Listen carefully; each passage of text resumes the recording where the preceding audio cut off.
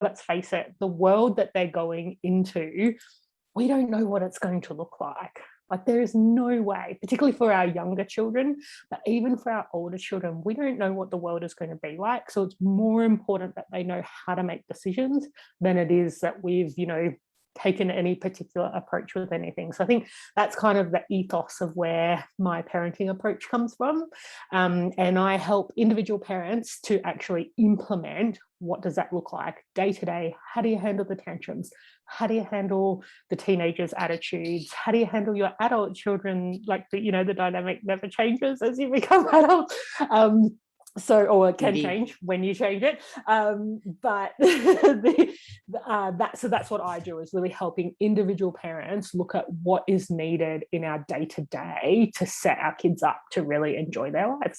Yeah, I love it 100%. And this is so vital, that because we think we don't have influence on our children. That's so wrong, because we are their primary role models, and that never changes, because I'm even observing it with my own husband, who looks up to his father. He said, why is he not doing something? I'm like, dude, you're over 50 years old. Seriously, you're still looking for guidance? Grow up. I mean, but we can't help it. I mean, my primary role model was my mom. So that's why I'm the way I am today. So before we even begin, so the video will be time-stamped. I encourage you to watch it through, but if there's certain parts you want to skip because I'm waffling on, please do. So before we start, let's create some definitions around the topic that we're going to have: raising emotionally intelligent children within an unhealthy society. So Jodie, explain for us what it means to you by emotionally intelligent children. Yeah, and I'm glad you're going to this place where we're looking at definitions, because different people will talk about different things in this space. And for mine, a lot of this discussion around emotions and feelings these days, whether you're talking about children or whether we're talking about adults, we talk about feelings as if they're the weather. And so, it only rains for so many days in a row, even in the places that have very long rainy seasons. It rains for so many days and then it passes. Like, you can cope with feelings because they don't stay forever. And I think that's absolute rubbish, because the feelings are not a weather system that we're not in control of, but it's also not something where we need to take control of our feelings. What we actually need to do is understand that they're actually information for us. Yes. So it's either information for us about what we need. So we're getting some, if we feel in any of the what we call positive emotions, that means we're getting things we need. If we're getting anything what we call negative emotions, it means we're missing out on something that we need. Now, sometimes our feelings are telling us that we have unhealthy baggage in the way. And that baggage, I think, is something that is another, like if we think about emotional intelligence. So one would be understanding the feelings are information for us about ourselves, not a separate weather system that we have no control over, and you just have to wait it out, like allow it, but let it go. Like, no, you're missing the juice of life. Yeah, that's right. Yeah. And then the second thing would be, when we talk about baggage as though, even though we use the term emotional baggage about the things that have happened to us or that we're holding on to, the way we talk about baggage, it's almost as if, a piece of you is cut off or cut out, and like it's a wound to heal. Yeah. And I kind of figure that baggage, the way I think about baggage when I talk about baggage, is that it's something that's come along that has become something like a belief or something like a piece of information that is causing you pain, but you don't need to hold on to it anymore. So how about I pose this to you? When you say baggage, all of a sudden, because I like to see things in a different perspective, baggage always has a negative connotation to it. It is just an accumulation of our experiences, right? When I come home from a holiday, the baggage is so wonderful because it's got all the stuff I buy, that I love, that's inside. So baggage is just an information system.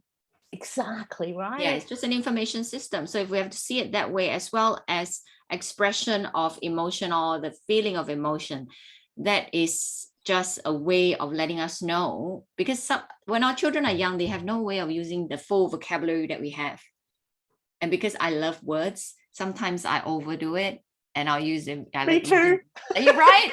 Oh my God, I use big words. I'm like, and then the husband will say, I don't even understand a word you're saying. And when he says it this way, he doesn't mean to offend me, but he literally is like, I don't understand. Exactly. And I think that's, if we start to think about baggage as that way, it's like it's just an accumulation of our experiences, then we can start to look at it with a little bit more perspective to see, okay, this thing that I'm holding on to that happened to me when I was a child, or perhaps even as an adult, it's not helping me right now.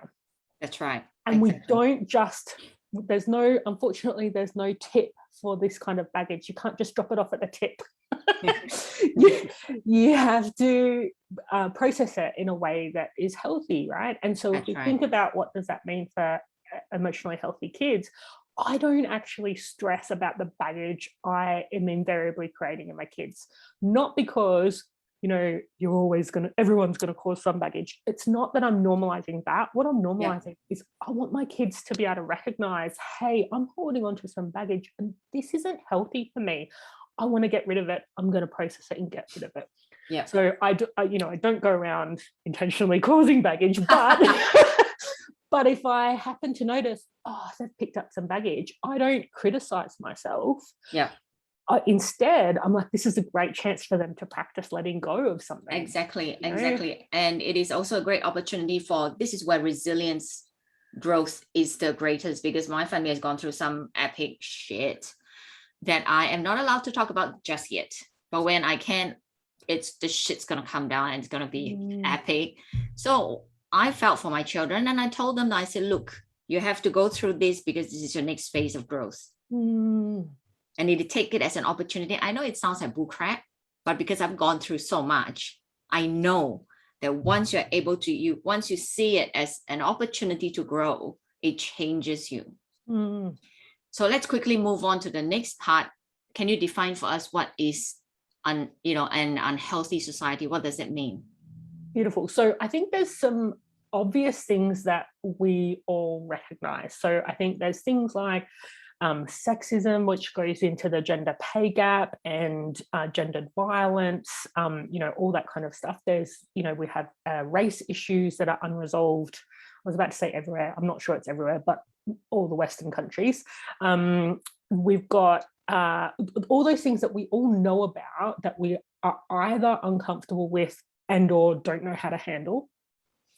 But there's also this basic way in which we communicate, which I'm trying to come up with a way to talk about it. It's like this dance we do where we indirectly hint about what we need. Yeah. So when we say things like, are you ready to go? We don't actually mean that. What we mean is get up. Yes, what it means. You need to come now. Now. Yeah. And like, that's a simple example, but if you watch over the next couple of days, watch the conversations that you're in or that you see other people having. Yeah. We do this dance where it's like this, I'm not going to say directly what I need and you don't say directly what you need, but we'll kind of figure out where we're both comfortable by guessing and dancing. Yeah. So what you're saying is that this dysfunctional component of not being able to be honest with what we need and what we want, that is what's so creating this very unhealthy ecosystem. And then you see the extremes, right? One extreme is you see some people saying, a classic one would be millennials are entitled, right? Yeah. When really, if you look at what that means, it means people are saying, hey, I'm not comfortable with a gendered pay gap. Like, why? How are we okay with this? Why do we have to cop this? Like, that to, like, when we say millennials aren't, well, I don't say, but when people say millennials are entitled, I don't say that. Yeah. When you unpick what that really means, it's like you're not allowed to be uncomfortable with being treated poorly, which is not very healthy. Yeah. Other end of the extreme, there are a lot of people who are saying things in a way that is, if you will not meet my needs, I do not have to accept that. I am out. Like, it's just, you're a bad person for not treating me appropriately. Yeah. And somewhere in the middle is actually, if I'm honest with you about what I need and you're honest with me about what you need, yeah, if we can make it work, We can do things together, like having interviews or, who knows what else. But if I'm not honest or you're not honest and we're not thinking about that, we don't know, is it healthy for us to be in a relationship or is it not? Yeah. Yeah. And that's the kind of stuff we see play out. Like we can apply this in workplaces, in our parenting, we apply it in all sorts of places. But there's this fundamental thing that says there's a lot of change that needs to happen in society. And when we do things like, even if you look at what's happened in Australia with race issues, we've handled it by lots of legislation. Yeah. That hasn't addressed the race issues. It just made it illegal. It doesn't, it's not, some of the legislation is ineffective, some of it's technically effective, but it hasn't addressed the fundamental issues that contribute to the racism, right? Yeah. And that's what we need our children to have, that emotional intelligence, so that we're all on deck for what has to change here. Like, how do you raise someone who's, if we think about girls, confident in themselves, can see that there's a gendered pay gap, doesn't accept it, but also doesn't make it mean something about themselves. That's right. Society is telling them that. That's right. I totally agree. So I'm going to pose you something I did, and then you tell me, all right, because I'm very open about my needs, and I'm very clear about what I want. So as a result, I hope my son doesn't watch this episode. So I'm going to share a story about him. So he had a tiff with a ex. Now she's an ex, because to him it's like, why can't you just be honest? If you're not happy, just tell me. Because he's raised in a household where his mom is very verbal about it. My time of the month, I tell them, I say, I'm going to be nasty, just watch out. And they're like, we know, we can tell, so you don't need to warn us. I said, I'm just putting it out there in case the signs are not obvious enough for you. So so when I asked him what happened, he said, well, I asked her if she was okay. She said, yeah, nothing. And then she was all cold and all snobby, and and then I went back to her and said, so what's wrong? Tell me. She said, oh, no, nothing. And then she kept saying, but her behavior didn't match. So he said, I don't play games. I don't like to play games, because he's raised in a household where his mother doesn't play games. Yeah.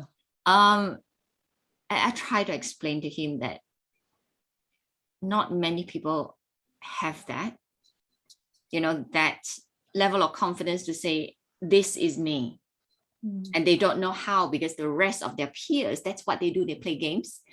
If you call them, you text them, they're like, oh, they wait for 3 hours before they text you back. They can't tell you, because I used to frighten boys off, because I'll go up to them and I say, oh my God, you're so cute. Can we go out? And they're like, what? I think you should wait for me to ask you out. I said, no, it doesn't work for me that way. I like it, I go and buy it. So so tell me, how can we change this? So I think there's a couple of things. So in the case of the person who would really like some more direct communication, the first thing we want to do is be really upfront and clear. So definitely asking questions like, are you okay? What's happening? Is there something wrong? They're really good direct questions. We also want to accept that there aren't that many emotionally healthy people around. Even those of us who are doing pretty well on our emotional development, we're surrounded by unhealthy emotional messages. So we want to accept that if you're going to limit yourself only to people who are, in the same emotional maturity as you, that's not a lot of people, right? And so partly there's relationship, like your romantic relationship, but then there's also your working relationships, all of those things. You're going to create quite a small world if we're going to remove. Right, and you're right. You're so right. It's a dance. It's a dance until you get to know. I said, until you get to know someone intimately. I said, I don't hide, because you're my children. You're my family. You're meant to love me, regardless. So I said, there's trust. Outside it is a dance until there is trust, like you said. Then they'll let their guard down. That's where we really don't do a lot of talking about, is how do you build trust with people? So if you were to say to somebody, I noticed that your behavior is not matching what you're saying, like you're telling me everything's fine, but that doesn't go down well, that will not go down well. Well, it can, right? Okay. So like a couple of things, like if it comes across it as, hey, you said this and now you're doing that, that's not going to go down well. But if we I say like it. a lot of tenderness, hey, I notice that even though I asked how things are going and you said everything was fine, I noticed that you're not calling me back. Yep. I'm wondering if there's something that is hard for you to say. Have you been to improv classes? I like that. I really want to. I like I the think I would pitchy. love it. You said, you just said that, and then Yeah. And like what it does is it says to somebody who probably hasn't had a lot of safety in that kind of emotional 100%. honesty, is to say, I want to hear from you. Like I really am interested in what's going on for you. Yeah. And then there's a second part, which is, hey, if there's anything that you need from me to make it easier for you to tell me what's going on for you, can you let me know? Yeah. So maybe it's like, I don't want to have conversations with you about tough things when we've just been, if we think about teenagers, we've just been at school. Yeah. I need time to relax. It's hard for me. I can't have those open conversations straight after school. Maybe it's like, I would rather you ask me how I'm going by text, because it's easier for me to be open on text than it is in person. Like and you can say, let's not do text messages, but you can say as a step, right? Stepping stone. And this is the part that's really critical for our kids. Yep. Is noticing the difference between I'm creating space yes. for you to recognize that I'm open and safe to hear, but I'm not actually taking responsibility for you. That's right. So if they then still don't come to the party, then it's like, you know what? I feel like we're not connecting. I don't feel like we're open with each other. Yeah. And so either we fix that or I'm moving on, like not in a no hard feelings. It's just like, this isn't working for me. That's right. So before we wrap up this, this amazing conversation we're having, what are three tips you can give to parents to help their children communicate better, so that we can create, a society that is more open, more honest, and there's no more guessing, and, just more authentic representations of who we are? Beautiful. So the first one I would say is, whenever you're asking your kids about positive things, so like, what did you like in your day? What are you grateful for? Those practices that we have where we're asking like things that they enjoy. Yeah. Don't just stop at, did you like that? Are you grateful for the experience? It's like, okay. Tell me why it was wonderful for you. And how did it feel in your body? Because what we want to know is not just it's not just, oh, I had fun with so-and-so. It's like, actually, it was fun, but it wasn't great. I really would have preferred if we were playing a different activity. Like, that's where they get to really know themselves. Wow. So we explore more questions, like, what was it like for you? Why was it so great? How did you feel in your body? What other times have you felt that same sensation inside your body? Those kinds of exploratory questions will really help, no matter what age, right? Yep, definitely. Sure. Sometimes you need to introduce it gently with the older kids, but I know. depends on personality types as well. But yeah, introducing those exploratory questions for the positive stuff. And then the other thing I would say is that when our kids say anything that is either disrespectful or indirect, or anything that's kind of not articulating, if you respond back to them with how they would say that truth, if they did it maturely and respectfully, that helps them realize, I can get better heard if I use these words. Yes, I like that. So instead of, would you speak more respectfully to me, which is not a bad message, it's a good message, right? I want you to speak to me with some respect. If you come back with, did you want me to wait until you'd finished your level before I interrupted your computer game? Yeah. I'm like, back in 1980s was computer game. Your Tetris game. Yeah, exactly. Super Mario Brothers or something, But when you ask that question, you ask back, did you want me to wait until you finished your level? Then starts to wire in them. If I had just asked for her to wait until I get to the end of the level, I would have been heard. It doesn't mean you have to say yes, but they would have been heard, whether if they grunt, if they ignore, if they say something rude, they're not actually getting heard. So we don't have to correct them as much as we need to like lay the path of, if you come down this path, it works better for both of us. Yeah. So that would be the second thing I would say. The third thing I would say is whenever your kids are talking to you about somebody else, so sibling, dad, friend at school, anybody else, Yep. your job is not to fix it. Yes. Your job is not to fix it. Yeah. You want to, when they say so-and-so was mean to me, your job is not to say you deserve better than that, right? Or did you ask somebody to get some help? You know, like we're jumping in. Yeah. The job is first, hey, what did that mean to you? Wow. Yeah. When they were rude, what was going on? Yeah. Then secondly, what do you think was going on for them that you know meant that they were behaving like that? Yeah. I just before I came here, I said I have my two younger ones are 7 and 5, and I said, I'm just going to have my interview now. If you need anything, you have to go to daddy. One of them said, so-and-so says that I'm being rude to them. I said, well, were you? And she says, no. I said, well, why does she think you were being rude to me? Ooh. Right?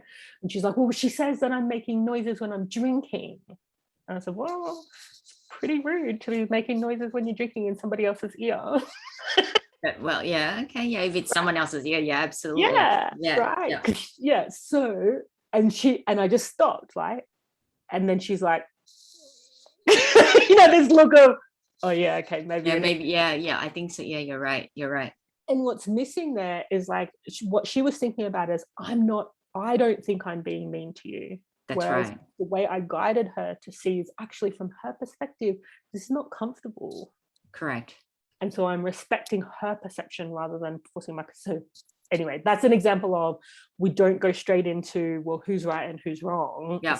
What's your position? What's their position? Yeah. So I love the tips. I hope you got that. But there is one very important element that I have picked up myself, is that parenting takes time. That kind of conversations take an extra 20 seconds of your time, rather than, you just say, because I said. There's just too many parents who say, why do I need to do it? Because I said. Explain to them. I'll always take time to explain to my children why I do what I do. If they're punished, something is taken away, when I'm sad, whatever, take the time.